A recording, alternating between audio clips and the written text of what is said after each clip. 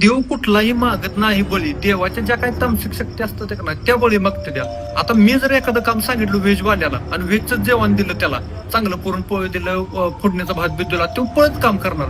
तसंच नॉनव्हेज वाल्यांचं पण सेम आहे ना. बाबा त्याला चिकन बिर्याणी दिली, मस्तपैकी दारू दिली, सगळं दिलं, तो एक नाही 2 दिवस काम करणार. म्हणजे प्रत्येकाच्या ह्याच्यावर डिपेंड आहे.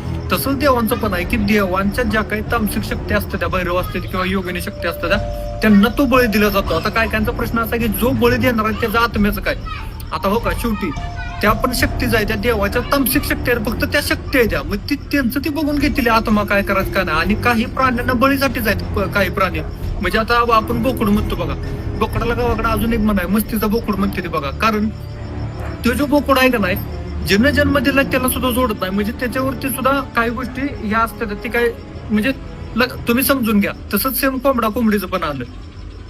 त्यांना बळी देण्यासाठीच ती काही गोष्टी आहेत ना. आणि काही गोष्टी आता बघा, मला बळी दिलेलं पटत नाही, म्हणजे माझं वैयक्तिक बरं का, मी शाकाहारी आहे, मला बळी दिलेलं पटत नाही. पण मग मी काय करतो, आता मसोबा आहे गावाकडे बघा, पहिले जुनी माणसं काय म्हणायची, नाही मसोबाला कोंबडा कापलाच पाहिजे जर वर्षात एकदा. पण मी काय केलं, मग जर महिन्याला बाबा पौर्णिमेला नैवेद्य, गोड नैवेद्य का असताना पण ते ठेवायचं. पण आता हल्लीचा विषय असा होतो की बायकोला नुसतं चहा जरी कर म्हटलं ना, लगेच बायको अशी फडी काढत्या, तीस करायला सुरुवात होत्या. मग चहा बनवायला एवढं, मग जर महिन्याला जर पुरणपोळीचा जर मसोबाला नैवेद्य दाखवायचं म्हटलं तर ती बायको